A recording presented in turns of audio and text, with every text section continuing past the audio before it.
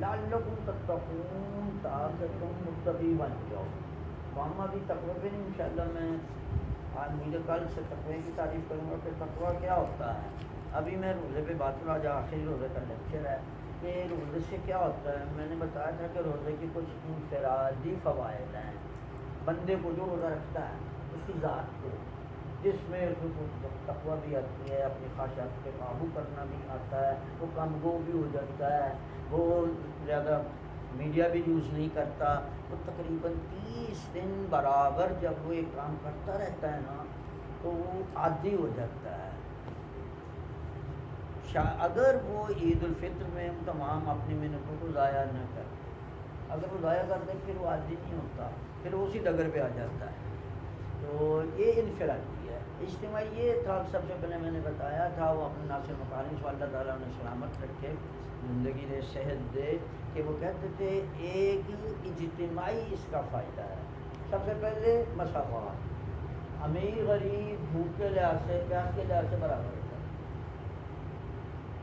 اس طرح کے اور بھی فائدے ہیں. پھر مسجدوں میں اکٹھے آ بیٹھتے ہیں، وہ اونچ نیچ ختم ہو جاتی ہے. لیکن میری پیاری بچیوں، پیارے بھائیوں، ہمارے دین میں جو نشست ہے نا، بیٹھنے کا طریقہ، وہ زمین پر ہے. اس میں سب سے بڑا فائدہ کیا ہے بھلا میری بچیوں، کہ اونچ نیچ نہیں ہوتی کہ صوفے پہ کون بیٹھا ہوا ہے، کرسی پہ کون بیٹھا ہوا ہے، نیچے کون بیٹھا ہوا ہے، اونچا کون ہے، نیچا کون ہے. تو ساری باتیں ختم ہو جاتی ہیں. اب یہ گھٹنوں کے مریضوں کی میں بات نہیں کر رہا، اس زمانے میں بھی ہوتی ہوں گی، اس زمانے میں زیادہ ہیں. اب مسجد میں بھی میں جاتا ہوں تو وہاں کرسیاں زیادہ ہیں، مصلی کم ہیں. اب میں نہیں کہتا کہ لوگ جان بوجھ کے کہتے تو بس کہ سوئے زن کا حق نہیں ہے. حمزہ بیٹے، آپ کسی سوئے زن نہ کریں. امام مجتبیٰ کا قول ہے کہ وَاجْتَنِبُوا كَثِيرٌ مِّنَ الظَّنِّ إِنَّ بَعْضَ الظَّنِّ إِثْمٌ. لوگوں کے باروں میں سوء ظن نہ کرو، یعنی غلط فہمی، بدگمانی. جیسے میں نے بھی کہا ہے جان کے بندے نہیں جان، یہ بدگمانی ہے، یہ جائز نہیں ہے. اب کیونکہ مجھے کسی کے اندر کا حال نہیں پتا، میں اپنی بات کر رہا ہوں نا، مجھے کیا پتا کسی کو کہاں تکلیف گھٹنے میں ہے، ٹخنے میں ہے، کمر میں ہے، کیا تک. تو اس لیے مجھے سوء ظن کا حق نہیں ہے.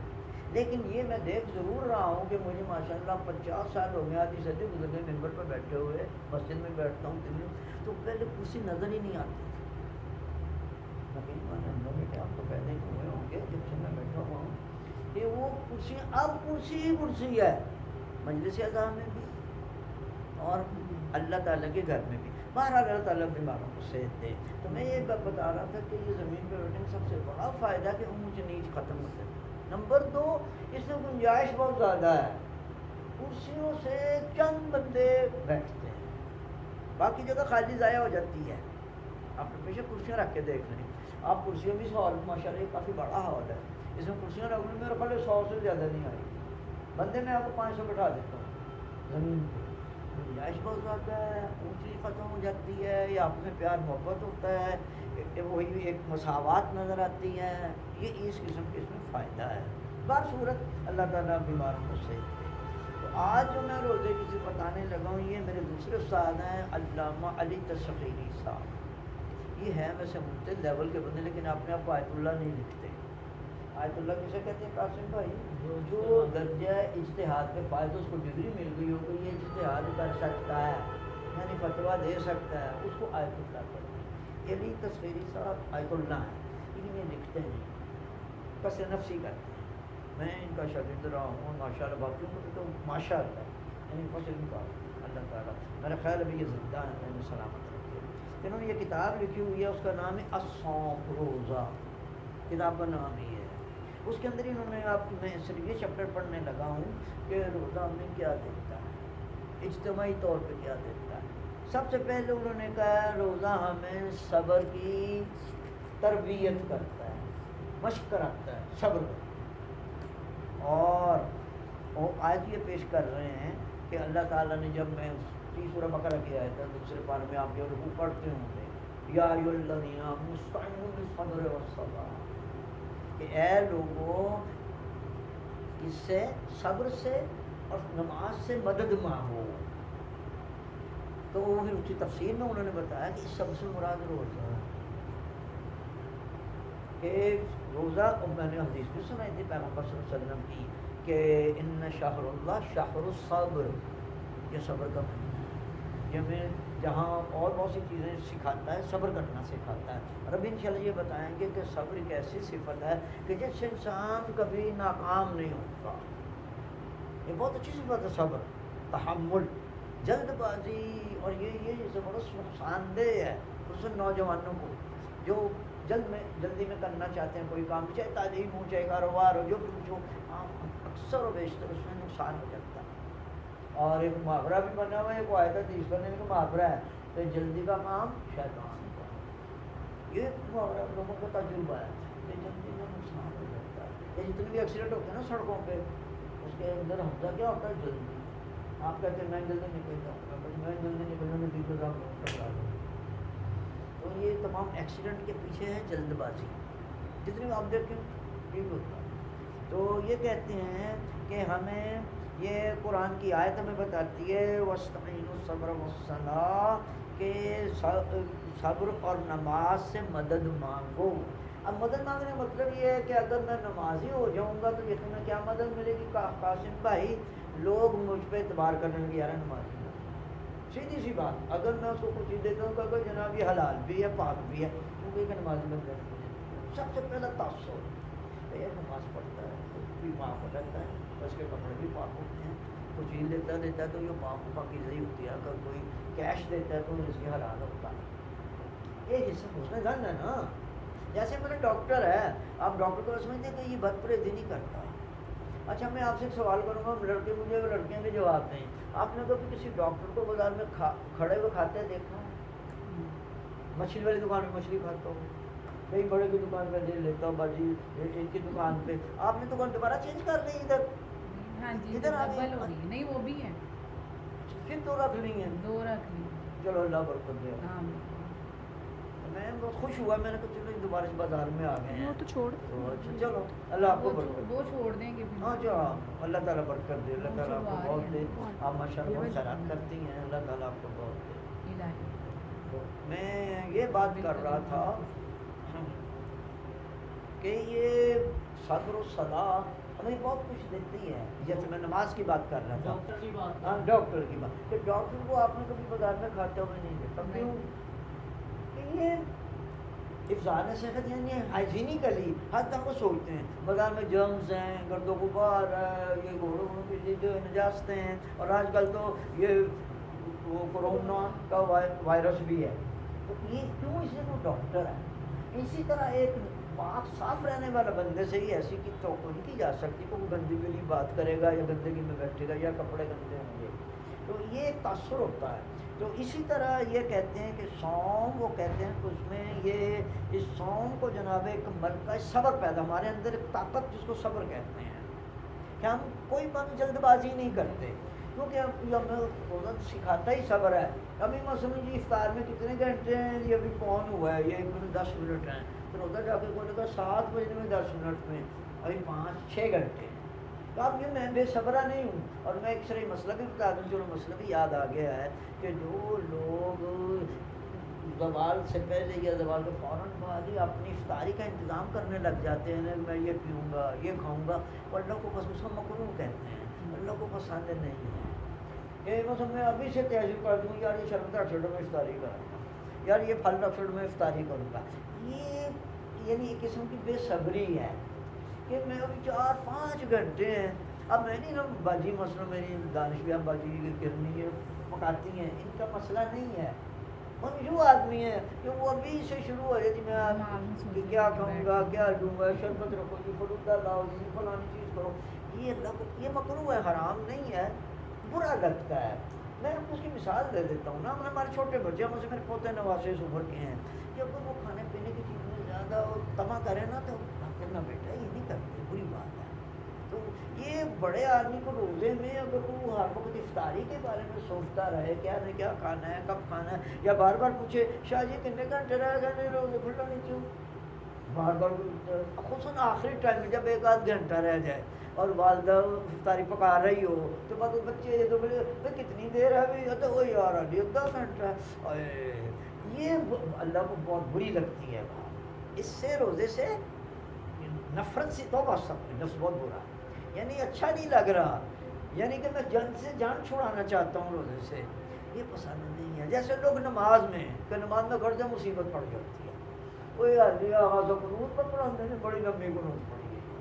ایک دفعہ میں نماز پڑھنے کا شب میں مستحب ہے کہ پہلی رکعت میں سورہ جمعہ اور دوسری میں منافق ہے، شب جمعہ کی بات کر رہا ہوں، تو میں نے دوسری میں کبھی پہلے بھی سورہ جمعہ پڑھ لیا، تو میں کوئی اگر وزن کسی جگہ پہ گیا تھا، مولانا صاحب نے انہوں نے کہا جی آپ نماز پڑھا دیں، تو میں نے پڑھا، یقین مانے کرن بیٹا کہ میں فارغ ہوا 10 بندے وہ جی تسی ایڈی لمبی نماز پڑھائیے، نماز مغرب بھی سورہ جمعہ کیوں پڑھی ہے؟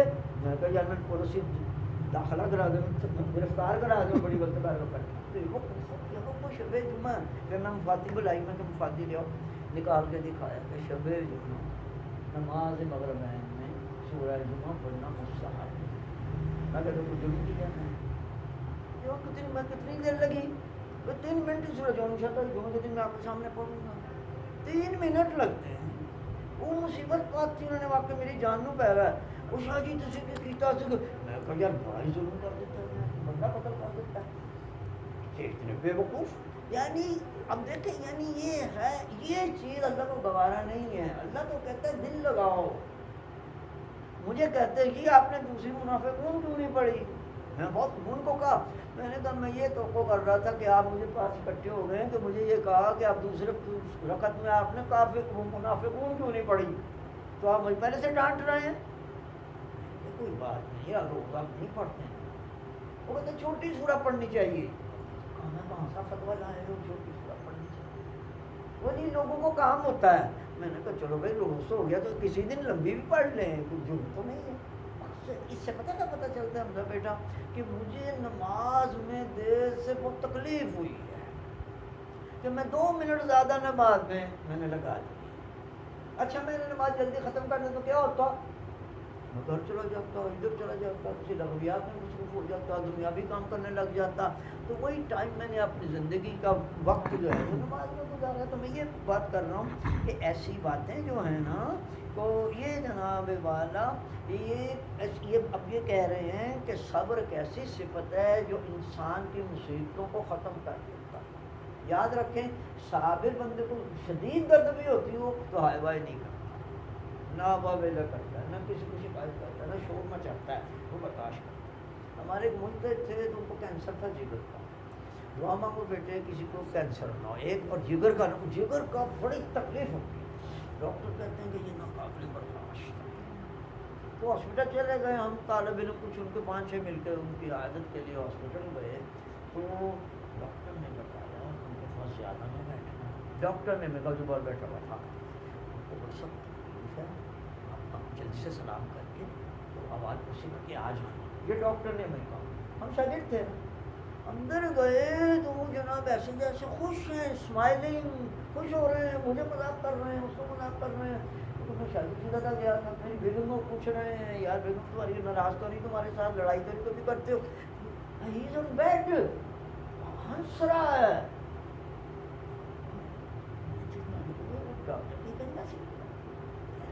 مولانا صاحب تو ایسا ہوتا ہے کہ ذہن کو تکلیف ہی کوئی نہیں، کافی دیر تک وہ ہنستے کھیلتے رہے، میرے کو رہا نہیں جاتا، میں کاٹوں بندہ، میں نے کہا آپ کی طبیعت ٹھیک ہو بہتر ہوئی ہے نا؟ اب آپ کی میں نے سنا ہے، میں ان طرح کا ڈاکٹر نے کیا نامراد نے، میں نے کہا میں نے سنا زیادہ تکلیف ہے اور یہ جگر کے کینسر بڑی شدید درد ہوتی ہے، پتہ کیا کہتے ہیں اب تک تو بننے پتہ نہیں شاعری کیوں بولتے ہیں، کہنے نہیں اس نے غلط بتایا، تکلیف مجھے ہو رہی ہے لیکن میں اس تکلیف کا ہنس رہا ہوں۔ میں کہا اچھا، اب میں نے کہا کیسے آپ کیسے ہنس کیوں خوش؟ میں نے کہا بیٹے بات سنو، تمہارا بہت کوئی جگری دوست ہے، بڑا ہی معیار محبت، ہم پہ اللہ ہم نے باندھا، وہ کچھ مدت کے لیے باہر چلا جائے، امریکہ چلا گیا ہے، لندن چلا گیا، ایران چلا گیا، 5-6 سالوں بعد آیا ہے، آپ اسے ملتے ہیں، وہ آپ کو پکڑ خوب بھینستا ہے، خوب دباتا ہے، بعض اوقات وہ تکلیف بھی ہوتی ہے، تو کیا تم اسے برا مانتے ہو؟ نہیں، کیوں کہ دوست ہے، پیار سے کر رہا ہے۔ مجھے پتہ کیا ہے، اب میں اللہ کے پاس جانے لگے، اور دیکھو موت میں یاد کس طرح میں کرتا بندہ، اب میں اللہ کے پاس جانے لگا ہوں اور اللہ میرا بہترین دوست ہے، وہ مجھے مل کے مجھے جیسے معانقہ کر رہا ہے اور یہ تکلیف میں وہ تکلیف سمجھتا ہوں۔ اللہ اگلے دن فوت ہو گیا سی، یہ کہا رہا ہے تو نے کہا اللہ جی قبلہ فوت ہو گیا۔ یہ ہے صبر۔ اب مقصد یہ ہے کہ اب وہ چیخ چلاتے کو ہوتا کیا، درد تو جو ہونی تھی وہ تو ہونی ہی ہے۔ امام سجادہ میں قول بھی آپ کو سنا دوں نا کہ صبر ایسی شاندار صفت ہے کہ یہ جزا فضا نہیں کرتا، دوسروں کو تنگ نہیں کرتا۔ جس گھر میں مریض آدمی چیخ کے چلاتا ہے نا، وہ تو چلاتا ہے، گھر والے سب ڈسٹرب ہوتے ہیں، پریشان ہو جاتے ہیں۔ یہ کہ اس کو کیا ہو گیا، اسپتال لے جاؤ، یہ کرو، یار کوئی نیند کی گولی دے دو، اس طرح کی باتیں کرنے لگ جاتے ہیں۔ یعنی وہ خود تو تکلیف میں ہوتا ہی ہے، باقیوں کو بھی تکلیف میں ڈال دیتا ہے۔ اس لیے صبر ایک بہترین یہ ہے کہ وہ خود بھی تکلیف برداشت کرتا ہے اور کسی کو بھی جناب والا وہ نہیں کرتا۔ اس کے بعد یہ کہتے ہیں کہ صبر انسان کی عادات کو بدل دیتا ہے اور انسان کو نیک نام کرتا ہے، اور بے صبر انسان کو بدنام کرتی ہے۔ اب کسی مسئلے میں بھی وہ کھانے میں جلدی کرتا ہے، کسی نماز میں جلدی کرتا ہے، کسی اور کام میں، تو یہ انسان کی صفت نہیں ہے۔ میں نے بتایا نا کہ جلدی سے نقصان ہوتا ہے، بات کو جان چلی جاتی ہے۔ تو یہ کہتے ہیں کہ یہ اللہ تعالیٰ نے ہمیں یہ ماہ مبارک میں 30 دن جو صبر کا درس دلوایا ہے، یہ ہماری ساری زندگی میں کام آتا ہے۔ یعنی اگر واقعی میں صبر سیکھ لوں کہ جو میں ماہ مبارک میں شدید گرمی میں آج کل تو خیر روزہ میرا خیال ہے 14.5-15 گھنٹے کا ہے، لیکن کبھی 16 کا، سوا 16 کا بھی ہو جاتا ہے جولائی میں اور جون میں، تو اتنے گھنٹے جو میں پیاس یا میں برداشت کرتا ہوں، تو یہ مجھے عادت پڑ جاتی ہے کہ اگر میں نے آج بھوک اور پیاس کو قابو کیا ہے صبر کے لیے، تو کل کل کو اور تکلیف بھی، خدا نہ کرے زندگی میں بڑی پریشانیاں بھی آ جاتی ہیں انسان کو۔ اللہ ہم سب کو محفوظ رکھے، آپ کو محفوظ رکھے۔ تو یہ کہتے ہیں کہ جناب والا اسلام نے جو ہمیں یہ ایک گن دیا ہے کہ ایک پورے 30 دن یا ایک مہینہ پورا کچھ مخصوص وقت کے لیے ہم اپنے صبر کا امتحان لیتے ہیں، اور یہ جناب والا ایک ہمارے اندر ایک قوت پیدا کر دیتی ہے جو ہمارے نفس کو گمراہ نہیں ہونے دیتی، غلط راستے پہ نہیں جانے دیتی، پکڑ کے رکھتی ہے۔ یہ صبر جو کل میں نے تقوی کا بتایا تھا، یہ صبر تقوی کا ایک حصہ ہے۔ تقوی ایک بڑی چیز ہے، اس میں تو ایک صبر ہے کہ وہ جو متقی آدمی ہوتا ہے بے صبرا نہیں ہوتا، جلد باز نہیں ہوتا۔ تو یہ کہتے ہیں جناب والا، اب یہ ہمیں ایک قصہ سناتے ہیں کہ ہمیں قرآن مجید میں اللہ تعالیٰ نے کئی ایسے واقعات سنائے جن میں صبر واضح۔ یہ کون سے سنا رہے ہیں؟ یہ دوسرے پارے میں ہے، میرا تقریباً نہیں بلکہ تیسرے میں ہے، سورہ بقرہ کے آخر میں۔ حضرت طالوت علیہ السلام بنی اسرائیل کے نبی گزرے ہیں، یہ حضرت موسیٰ اور عیسیٰ کے سلسلے میں۔ وہ یہ ہے کہ فلما فصل طالوت بالجنود، حضرت طالوت کو ایک جہاد پہ جانا پڑا۔ جب وہ دشمن کی فوج کے آئے، وہ دشمن کی فوج کے جانے لگے تو راستے میں ایک نہر آئی، دریا، گرمی کا موسم تھا، تو انہوں نے کہا ان لنبتلیکم بنہر فمن شرب منہ فلیس منی، لو بھی یہ سامنے دریا جو نظر آ رہا ہے، اللہ نے تمہارا اس کا امتحان کیا ہے۔ اب میں بتاؤں اس مسئلہ کیا تھا، وہ دشمن کو جلدی جا کے پکڑنا چاہتے تھے۔ اب فوج بھی ہوگی، کوئی 4,000 ہو گئے تو ہوئے گی نا، تو 4 بندے تو نہیں ہوں گے، اور اگر وہ سارے پانی پینے لگ جائیں ٹائم لگے گا۔ تو انہوں نے یہ کہا کہ یہ اللہ تعالیٰ سامنے جو نظر آ رہی ہے اس کو ہم کراس کریں گے۔ تو پہلے زمانے میں خصوصاً تعلق ہمارے پل نہیں ہوتے تھے، گھوڑوں کو ہی دریا میں ڈال دیتے تھے، کیونکہ دریا اتنا گہرا نہیں ہوتا، گھوڑا ماشاء اچھا خاصا تیراک ہوتا ہے، تو گھوڑوں پہ بیٹھ کے وہ کراس کر جاتے ہیں۔ تو اب پانی میں اگر کبھی آپ گرمی میں بڑے سخت گرمی میں ہوں اور آپ کے پاؤں کو بھی گرمی لگتی ہو، بدن کو بھی، اگر آپ ٹھنڈے ٹھنڈے پانی میں جائیں تو آپ کو دل ہی چاہتا ہے 2 منٹ بیٹھ ہی جاؤں۔ یہ 2 باتیں۔ تیسری بات پیاس بھی لگی ہوتی ہے۔ تو اب انہوں نے کہا کہ اللہ تعالیٰ نے تمہارا امتحان کیا ہے اس نہر کو کراس کرتے ہوئے، فمن شرب منہ فلیس منی، جس نے پانی پی لیا ٹھہر گیا، وہ میری فوج میں سے نہیں ہے، مجھ میں سے۔ فمن لم یطعم جس نے بالکل نہ پیا فإنه منی الا من اقترف غرفة بیدہ، سوائے ایک آدھ چلو کے، یعنی چلتے چلتے چلو لے لیا، اس کی رعایت انہوں نے کی، لیکن اگر اس نے اپنا گھوڑا کھڑا کر لیا، بیٹھ گیا، منہ پہ پانی ڈالنے لگا، پاؤں پہ پانی ڈالنے لگا، تو وہ مجھ میں سے نہیں ہے۔ تو اب وہ کہتے ہیں کہ یہ اللہ تعالیٰ نے حضرت طالوت کے ذریعے جو آزمایا، اس کا تعلق صبر سے ہے۔ اور اس کے بعد اللہ بتاتا بھی ہے کہ بہت سے لوگوں نے صبر کیا، اکثر لوگ پانی پینے کھڑے ہو گئے، بیٹھ گئے، ٹھہر گئے۔ تو دیکھیے کتنی اس فعل میں بے صبری کا کیا نتیجہ نکلا کہ انہوں نے اپنے زمانے کے نبی کو ناراض کر، انہوں نے کہا تھا میرے مجھ سے نہیں ہوگا جو پیے گا، جب انہوں نے کہہ بھی دیا، نہیں دیکھو قرآن کی آیت ہے کہ جو پیے گا پانی میں مجھ سے نہیں ہے، یعنی میری فوج میں سے نہیں ہے، میری امت میں سے نہیں ہے، میرے بندوں میں سے نہیں ہے، یعنی میں اس کو اپنا بندہ نہیں سمجھتا۔ تو یہ یعنی کہتے ہیں کہ اللہ تعالیٰ نے اپنی کتاب میں یہ واقعہ بھی کیوں سنایا ہے؟ اس لیے سنایا ہے کہ ہم صبر کی قوت اپنے اندر پیدا کریں۔ بے صبری بہت بری بات ہے، آپ خود جانتے بھی ہیں اور آپ کو کئی مثالیں ہوں گی۔ اور اس کے بعد پھر ایک اور انہوں نے صبر کا اور طریقہ بتایا ہے کہ اگر دو فوجیں ہوں، ایک فوج میں کم تعداد ہو، دوسری فوج میں زیادہ تعداد ہو، تو کم تعداد والے ڈر جائیں، کس بات سے؟ وہ بہت زیادہ یہ بات ہے۔ لیکن یہ اگر صبر کی قوت آپ کے اندر ہو تو پھر آپ ڈرتے ہیں۔ اور یہ بھی اسی اگلی کی آیت ہے، کم من فیۃ قلیلۃ غلبت فیۃ کثیرہ باذن اللہ، کہ اکثر ایسا ہوتا ہے کہ اللہ کے حکم سے یا اللہ کی مہربانی سے تھوڑی تعداد والے بڑی تعداد میں غالب آ جاتے ہیں۔ اور ہم ماشاءاللہ سب شیعہ سید بیٹھے ہوئے ہیں، کربلا کا واقعہ بہترین، کتنی پیاری بیٹی یہ ہیں 72 اور وہ تھے 80,000۔ اگر وہ 72,000 ہوتے تو ہر ایک امام حسین کے ساتھی کے مقابلے میں وہ 1,000 بنتا تھا۔ میں ان کی تعداد گھٹا دیتا ہوں کہ امام حسین کے ساتھ 72 بندے تھے، وہ 72,000، تو امام حسین کے ایک سپاہی کے اندر وہ 1,000 آدمی، لیکن وہ اس سے بھی زیادہ تھے، وہ 80,000 تھے، یہ 72 ہیں۔ تو ایک امام حسین کے سپاہی کے مقابلے میں وہ 1,000 سے زیادہ ہے۔ تو پھر یہ صبر کتنا اعلیٰ ہوا کربلا والوں کا۔ تو یہ بہترین درس جو ہمیں دیا ہے، اس میں صبر کا بڑا امتحان ہے۔ وہ صبر اور ہے کہ ماؤں نے اپنے نوجوان بچے بھیج دیے، ششماہے بھیج دیے، جوان بھائی بھیج دیے، بانجے بھتیجے بھیج دیے، یہ بھی صبر ہے، آسان نہیں ہے۔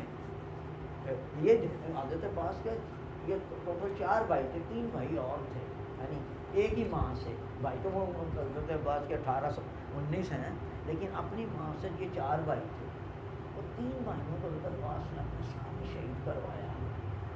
جاؤ جاؤ، علماء نے اس پہ باتیں کی، کیوں کروایا؟ کہ یہ خدا نہ کرے بچہ شہید ہو گیا، خدا نہ کرے یہ نہ جائے، یا امام حسین کا ساتھ چھوڑ نہ جائے۔ لیکن انہوں نے اپنے، وہ سب جوان تھے، سب صاحب اولاد تھے، سب کی بیگمات تھی، سب کے بچے تھے، تو وہ یعنی کہتے ہیں کہ حضرت عباس نے اتنا صبر دکھایا کہ اپنے سامنے اپنے 3 پڑیل جوان بھائیوں کی لاش دیکھی، اٹھائی تو امام حسین نے کو کسی اور کو اٹھانے نہیں دیتے تھے، وہ کہتے تھے یہ میرے لیے جان دیے، میں خود مجھے پکڑا کا پیاس اندازہ نہیں کر سکتے کہ چلو منیمم 72، ویسے تعداد زیادہ بھی آئی ہے کہ وہ 72 لاشیں اٹھا کے لائے ہیں کئی 1-2 کلومیٹر سے، یہ نہیں کہ ہم یہاں باہر سے اندر لے آئیں، اور کسی کو اٹھانے نہیں دیتے تھے۔ اور پھر کوئی بھاری ہے، کوئی جوان ہے، کوئی ہلکا ہے، کوئی پھلکا ہے، تو اس لیے مظلوموں کا کا صبر انتہا کا درجہ ہے، اور ان کے ساتھیوں کا بھی۔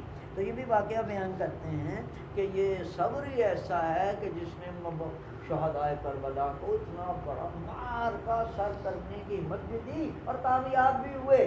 اب دیکھو 2 باتیں میں نے پہلے کہا، ایک آیت بھی ہے کہ قلیل کثیر پہ غالب آ گئے، اتنی یعنی کتنا فرق ہے، 1000 گنا فرق ہے نا، کہ یہ 72 ہیں، وہ 80,000 ہیں، لیکن وہ شکست کا آج تک وہ شکست خورسا ہے، یہ کامیاب ہیں، یہ فاتح ہیں، حالانکہ سب شہید ہو گئے، فتح ہو گئے، لیکن کس وجہ سے؟ کہ ان نے صبر بتایا، بے صبری نہیں۔ کسی نے آپ کو کسی ذاکر سے کہنا چاہیے کہ جھوٹے سے جھوٹا ذاکر بھی ہو تو کوئی ذاکر یہ نہیں کہے گا کہ امام حسین علیہ السلام سے کسی ساتھی نے پانی مانگا ہو کہ میں نے مجھے پیاس لگی، سب کو پتہ تھا پانی۔ تو اس لیے انتہائے صبر کا وہ کہتے ہیں، اور یہ اس کو حاصل کرنے کا یہ کہتے ہیں بہترین زمانہ ماہ مبارک رمضان ہے، کیونکہ اس کو پیغمبر نے شہر الصبر بتایا کہ یہ صبر کا مہینہ ہے۔ اور جناب اس کے بعد یہ کہتے ہیں کہ اگر واقعی بندہ صبر کو اپنی صفات کا حصہ بنا دے تو یہ انسان اپنی زندگی کے کئی مراحل میں جناب والا کامیاب ہو جاتا ہے۔ اور یہ کہتے ہیں کہ جس کے اندر صبر ہو اس کے دوسرے تقوی کی صفات بھی آ جاتی ہیں، اس لیے اللہ تعالیٰ نے کہا ہے کہ کتب علیکم الصیام لعلکم تتقون، کہ تم صبر کرو گے۔ اچھا، یہ روزے کی ایک صفت۔ دوسری یہ بیان کر رہے ہیں کہ روزہ خلوص عطا کرتا ہے، اخلاص، جو عبادت کا حسن ہے، یعنی عبادت وہ صحیح ہے جو خالصاً للہ فی اللہ ہو، جس میں بالکل اللہ کے علاوہ کسی اور کی خوشنودی، کسی اور کی وجہ نہ ہو۔ جیسے لوگ پڑھتے ہیں، کوئی اپنے ماں باپ کے دماغ سے پڑھتا ہے، کوئی اپنے ریاکاری میں پڑھتا ہے، کوئی دوست کے لیے پڑھتا ہے، لیکن صرف للہ فی اللہ اللہ کی عبادت کی جائے، اور وہ روزہ ہے۔ میں نے کل بھی عرض کیا تھا کہ روزہ ایسی عبادت ہے اللہ اور بندے کے درمیان ہے۔ یا مجھے نہیں معلوم کہ آپ نے گھر کھایا ہے نہیں، یا کھائیں گے کہ نہیں کھائیں گے، لیکن آپ اس لیے نہیں کھاتے کہ آپ کہتے ہیں اللہ جانتا ہے، آپ ساتھ بولتے میں گھس کے کھائیں تو بھی اللہ کو پتہ چل جاتا ہے۔ تو اس لیے یہ کہتے ہیں کہ اس کا بہترین سیزن جو ہے وہ جناب والا یہ روزے ہیں۔ روزے اگر آپ رکھیں گے تو آپ کے اندر ایسی قوت پیدا ہو جائے گی کہ آپ مشکل سے مشکل مہم سر کر لیں گے۔ میں نے واقعہ کربلا آپ کو سنا دیا ہے، واقعہ کربلا سے مشکل کوئی ملک نہیں میں آپ کو بتاؤں، یہ ہم نہیں کرتے ساری دنیا میں، کہ بہت سے مارتے ہوئے مسلمانوں میں بھی، کافروں میں بھی، یورپین میں بھی، امریکہ میں بھی، آسٹریلیا میں بھی، مگر جو کیفیت کربلا کے واقعے میں ہے، اتنی مشکلات میں، اب اس کی میں تفصیل نہیں کر سکتا، مجلس سے ادا نہیں ہے۔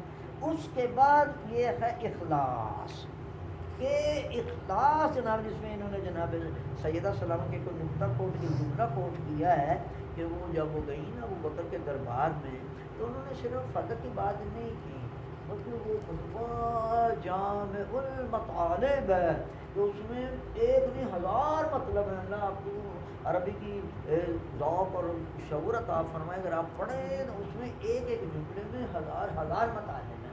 آپ نے بھی اس میں یہ جملہ بتایا ہوا بی نے کہ جعل اللہ الصوم تثبیتا للاخلاص، کہ اللہ تعالیٰ نے روزہ فرض کیا تاکہ ہمارے اندر خلوص پیدا ہو جائے، یعنی یہ روزہ خلوص بھی سکھاتا ہے، یعنی صرف اللہ کے لیے، کیونکہ اس میں ریاکاری ہے ہی نہیں۔ نماز میں ہے کہ جو میں کیسے اچھی قرات کرتا ہوں، میں جس سجدے میں کتنی دیر پڑا رہتا ہوں، میں رکوع میں، اس میں ریاکاری ہو سکتی ہے، روزہ میں ریاکاری نہیں ہو سکتی، کیونکہ یہ ہے ہی بندے اور اللہ کے درمیان۔ تو یہ کہتے ہیں کہ یہ اس سے خلوص پیدا کرتا ہے۔ اور جناب والا اس کے بعد انہوں نے دو باتیں کی ہیں، صلوات پڑھو میں آپ کو سناؤں۔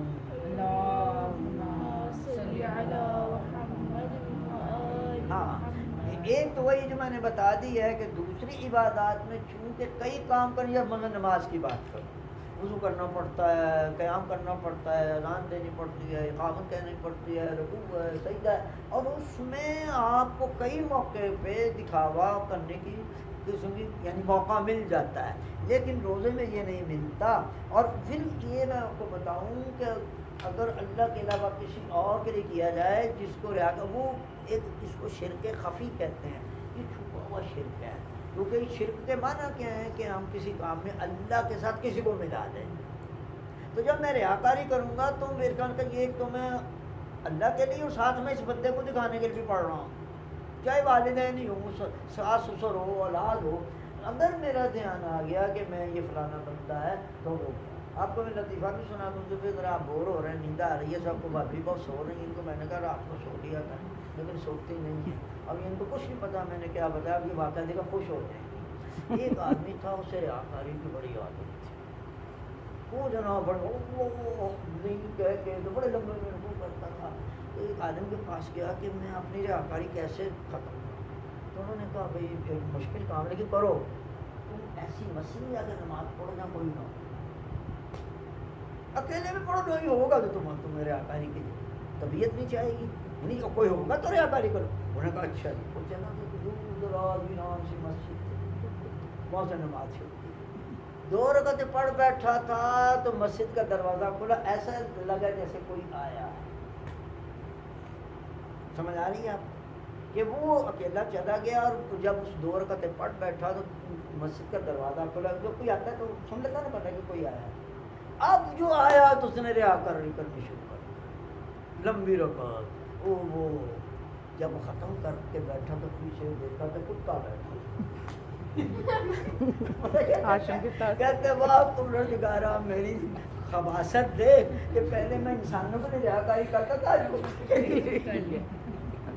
تو یہ روزہ ایک ایسے جس میں ریاکاری نہیں ہے. تو یہ میں آپ سے سناتا ہوں کہ آپ خوش ہو جائیں، بہت بور ہو جاتے ہیں، سونے لگتے ہیں. اچھا یہ بتایا جناب والا کہ یہ اخلاص ہوتا ہے. پہلا خلوص ہم نے بتایا کہ اس میں ریاکاری نہیں ہے. دوسری یہ بتاتے ہیں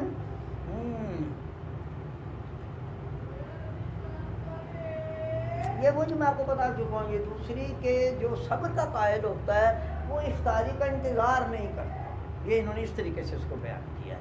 کوئی یہ نہیں دیکھتا کہ یار علی کو بجے ہوئے، علی 6 گھنٹے، پھر 2 گھنٹے بعد فلاں نے پوچھے گا بیگم کی ٹائم ہوا ہے، بچوں کی ٹائم وغیرہ وغیرہ. تو یہ جو صبر رکھتا ہے نا وہ ایسے نہیں کرتا، اس کا روزہ خراب نہیں ہوتا. اور جو ایسا کرے نا، کئی چیزوں سے روزہ اللہ تعالیٰ کو پسند نہیں کرتا. معذرا میں روزے سے برا نہ کہہ جاؤں، جیسے کئی نماز اللہ تک نہیں پہنچتی نا، کئی روزے نہیں پہنچتی. وہ ہمارے بزرگ کی مثال دیا کرتے ہیں کہ کبوتر کتنے پروں سے اٹھتا ہے؟ حمزہ 2 پروں سے. وہ کہتے ہیں کہ روزے کے 2 پارہ ہیں، ایک نماز، ایک تلاوت. آپ روزہ رکھتے ہیں، اگر آپ نے نمازیں بھی ادا کی، کلام اللہ پڑھا تو آپ کو روزہ پرواز کر کے عرش مولا تک چلا جائے. سبحان. اگر آپ نے نماز تو پڑھی، قرآن نہیں پڑھا تو ایک پڑھ نہیں ہے. یہ کبوتر اڑ نہیں سکتا، یہ روزہ آپ کا نہیں ہوا. قرآن مجید پڑھا، نماز نہیں پڑھی. یہ مثال دیتے ہیں. تو جس طرح نماز اڑ کے جاتی ہے اس طرح روزہ بھی اڑ کے جاتا ہے. اور روزہ اڑ کے وہ جاتا ہے جس میں جلد بازی نہ ہو، افطار کی انتظار، اور آدمی خدا نہ کرے اس کو بیزاری سے نہ کرے. اس لیے ہمارے علماء کہتے ہیں کہ 8 پہلا روزہ غلط ہے. ان کو ابھی بیٹھ میں پوچھوں، میں کبھی کسی کو 8 پہلا روزہ رکھنے دیتا ہوں، نہ رکھو. رکھنا تو سحری کھاؤ، کیونکہ وہ جو سحری نہیں کھاتا نا، کبھی ادھر گرتا ہے، کبھی ادھر گرتا ہے. ماں نے کہا یہ کر دوں میں روزہ رکھے ہے. لڑکا ہے جاؤ یہ سودا لے آؤ، میں روزہ رکھے ہے. تو یہ روزے کی قسم کی برائی بیان ہے کہ روزہ رکھ کے آپ کام نہیں کر سکتے، روزہ رکھ کے آپ کسی کی ہیلپ نہیں کر سکتے. فائدے سے روزہ رکھنے کا اس لیے کہتے ہیں کہ سحری اچھی طرح کھاؤ. میں نہیں بیٹا کھانسی کا 2 پراٹھے کا بھی کھاتا نہیں میرا، وہ پکا کے 2-3 انڈوں تو 2 پراٹھے اس کو دو. جی حسن اس کا روزہ تصور کرے کیا ہوگا؟ کیا پہلے سال کا روزہ حسن کا اسی قسم کا ہی ہوگا نا؟ نہیں کیا مطلب ہے سمجھو وہ بار بار افطاری کی جو آپ بتا رہے ہیں. اچھا نہیں وہ تو بچہ ہے، لیکن ابھی تو وہ ماشاءاللہ آپ کے کہنے پہ پورا 2 بجے تک روزہ رکھ رہے ہیں. بچے کو نا یہ کہیں آپ یہ اگر بالغ عاقل ہو اور وہ بھی ذرا عمر رسیدہ. اب یہ جو معصوم بچے بیٹھے ہوئے ہیں ان سے بھی یہ توقع نہیں ہے. یعنی مثلاً کوئی 30 35 40 سال کا جس سے بالغ ہو کو 20 سال گزر چکے ہیں، اگر وہ ایسی حرکت کرے وہ قابل مذمت ہے. اور پھر گرمی کا روزہ یہ بھی فرق ہے نا کہ گرمی کا روزہ بچوں کو ہاسٹل میں رکھنا ہے. جیسے یہ عاشم ہے اس کو بچوں کو روزہ نہیں رکھوانا چاہیے. تو چلو ایک آدھ رکھ لیا، چلو بس ٹھیک ہے. ان کو پھر میں لالچ دیتا ہوں کہ بھائی تم بچوں بالکل بے وقوف ہو، تم 2 روزے رکھو، ہمارا ایک، جب ہمارے بار ختم ہوگا تمہارے 60 ہوں گے، ہمارے 30. وہ تمہیں کتنا ثواب ہوگا. اس طرح کو لالچ دیتے ہیں. وہ حسن کو کہا ہے نا تو وہ رکھ رہے ہیں نا، 2 بجے تک رکھتا ہے حسن. وہ بھی 30 ہی رکھ رہا ہے لیکن جلدی کھول. ہوتا ہے کہ عبادت کو آپ اس طرح دیں کہ اس سے بیزاری نہ ظاہر ہو. یہ اس سے آدمی بیزار لگتا ہے روزے سے، اور کتنا ٹائم رہ گیا یا کیوں گیا بڑی گرمی. حتیٰ کہ ایک آپ میں مسئلہ سناؤں اور آپ حیران رہ جائیں گی. اگر کوئی بندہ گرمی میں بھی روزہ رکھ کے بار بار نہائے، یہ بھی سنو، یا اپنے لباس کو پانی ڈال ڈال کے گیلا کرے تاکہ ٹھنڈا، تو یہ بھی اللہ کو پسند نہیں ہے. مکروہات روزہ میں سے ہے. ہاں یعنی مقصد ہے کہ اس سے اکتاہٹ اور بیزاری اور اس کو مصیبت یا مشکل سمجھنا بھی اللہ کو پسند نہیں ہے. اور اگر کتنے دن ہے 30 دن تو ہیں باقی 300 میں باقی 345 دن آپ کھاتے پیتے ہیں آپ کو کوئی نہیں روکتا تو ایک بھی 30 دن کے لیے آپ صرف پریشان کرتے ہیں. اگلا مسئلہ جناب مواسات ہے. مواسات کا یہ معنی یہ ہے ایک ہوتی ہے مساوات جو ہم نے آپ کو بتائی, ایک ہوتی ہے مواسات. مواسات میں ہمدردی, ایک دوسرے کی ہمدردی. یہ جو ماہ مبارک میں ہم افطاری کراتے ہیں نا یہ مواسات کہلاتی ہے. اور جو اللہ کے مطابق یعنی ان رشتہ داروں کی جو بیچارے اچھی چیز کھانے کی استطاعت نہیں رکھتے, اس لیے میں اس کو کہتا ہوں کہ اگر تم نے مد دینا ہے یا کفارہ دینا ہے یا افطاری دینی ہے تو اپنے ان رشتہ داروں کو بلاؤ جو بیچارے تنخواہ دار آتے ہیں. تنخواہ دار ہمیشہ باجی غریب ہوتا ہے, اس بیچارے کی آمدن محدود ہوتی ہے, وہ بڑھتی نہیں ہے. سال بھر 200 روپے تو مہنگائی جاتی ہے. یوں کاروباری بندہ مہنگا لاتا ہے, مہنگا بیچتا ہے, پروفٹ اپنا زیادہ ہی کرتا ہے, وہ اپنی آمدن کو بڑھاتا ہے گھٹاتا ہے. یہ تنخواہ دار تو اگر آپ نے ماہ مبارک میں افطاری کے حوالے سے یا ویسے ہی مثلا میں تو یہ کیا کرتا ہوں کہ اگر مثلا میرا کوئی رشتہ دار بیچارہ تھوڑا سا پریشان ہے مالی طور پہ تو میں اس کو کئی بہانوں سے پیسے پہنچاتا ہوں. پتہ لگا کہ اس کی بچی فرسٹ آئی ہے, چلو جیب میں 1000 روپے ڈال کر اور بیٹی کو بلاؤ جی شاباش بہت پیاری بچی ہے جی, لو جی نا. کسی اور بہانے سے پتہ کیا جی اس نے پہلے دن حلوہ پکایا ہی بڑا مزیدار بنا ہے, لو جی پہنچ گئے جی حلوہ میں پیچھے کھاؤ گے, لو جی 500 روپے. بہانے سے ان کی مدد کرتے ہیں تاکہ ان کی عزت نفس پہ بھی حرف نہ آئے. اگر میں کہوں تو غریب والے 2000 روپیہ آپ ہنسنا شروع کر دیا نا آپ نے بات ہوئی, لیکن بہانے سے میں دیتا ہوں, بہانے سے. ذرا پتہ لگا کہ وہ جب بخار آیا ان کا چل میرے نال چل تو میرا بھتیجا ڈاکٹر ہے, اس کی فیس بچا لی, بھتیجے کے پاس اس کی فیس بچ گئی اور دوائی بھی 2 دن کا 4 دن کی لے. ان بہانوں سے ان کی مدد کرنا یہ مواسات کہلاتا ہے. اور ماہ مبارک میں میری پیاری باجی کرن اس کی بڑی تعریف ہے اور اس کا بڑا ہی اجر ہے. جیسے کہ ایک مواسات آپ میرے لیے بہت کرتے ہیں, این کے میری بنوا کے ڈھیروں ڈھیر این کے میں توڑتی ہوں ہر شادی. مقصد یہ مواسات کہلاتی ہے. گلاسز تو مواسات ماہ مبارک میں بہت انعام دے پاتی ہے. ہر جگہ یہ کہنا چھوڑا کہ جتنے آپ کریں گے اللہ تعالیٰ کریں. اس کے بعد ایک اور بات ہے تذکیر بالنعم. یہ کہتے ہیں کہ جب ہم روزہ رکھتے ہیں تو اس وقت ہمیں کھانے کی قدر آتی ہے. روز تو پرواہ نہیں کرتے, میں نہیں کھاتا ہے واسی روٹی لے جاؤ میں کر رہا کھا کے, لیکن جب پتہ لگتا ہے بھوک لگی ہوئی ہے کھانا چاہیے تو پھر وہ اس کو نعمتوں کی قدر آ جاتی ہے. اور پھر دوسرا سب یہ ہے کہ وہ جب اسے افطار میں طرح طرح کی نعمتیں ملتی ہیں. اب جناب زارا بھابھی وہ دہی بڑے بیچ دیتی ہے, باجی تانش کو کھیر بنا کے بیچ دیتی ہے, وہ بریانی بیچ دیتی ہے, وہ فلانی چیز. تو یہ طرح طرح کی نعمتیں بندے کو میسر آتی ہیں. آپ کو ابھی تک نہیں نہ آئی تو آپ سنا رہے یا اللہ پاپی تو بچائیے. یہ نیگیٹو سائڈ پہ جاتی ہے, پازیٹیو نہیں. وہ کھلاتی رہتی ہے, میں روز جاتا ہوں. آ جائیں گی. نہیں میں روز جاتا, روز کھلاتی ہے.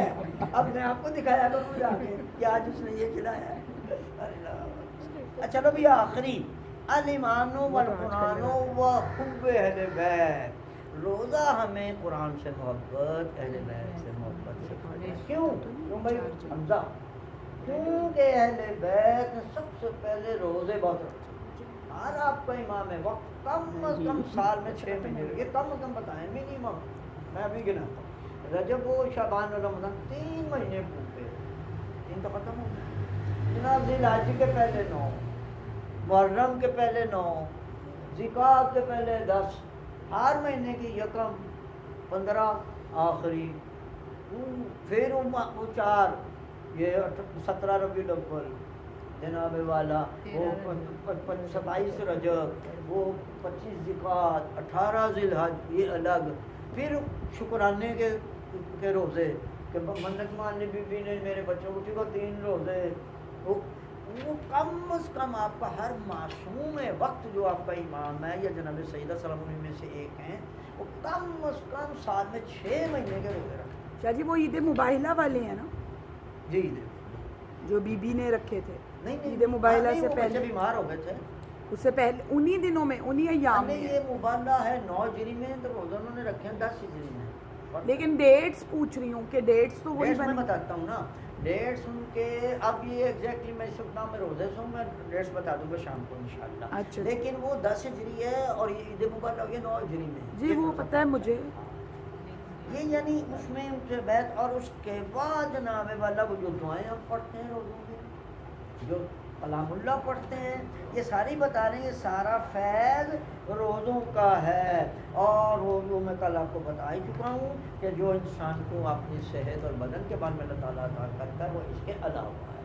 پروردگار آپ کے قرآن میں اہل بیت علیہ الصلوۃ والسلام ہمیں صحیح روزہ رکھنے کی توفیق عطا فرما، اور پروردگار ہمیں روزہ رکھنے اس کے بعد ہمیں صبر و تحمل کی صفات اپنے اندر پیدا کرنے کی توفیق عطا فرما. پروردگار جو لوگ بیمار ہیں، روزہ نہیں رکھ سکتے یا غربت کی وجہ سے، پروردگار ان کو صحت عطا فرما، ان کو مالی خوشحالی عطا فرما تاکہ وہ بھی روزہ رکھیں، اور ہمیں بھی توفیق دے کہ ہم لوگوں کی کسی نہ کسی حد تک کچھ تعاون کر سکیں. پروردگار روزہ داروں کی دعاؤں کو مستجاب فرما. تو تیرا ہی حکم ہے کہ افطار کے وقت جو آپ دعا مانگیں گے وہ مستجاب ہے.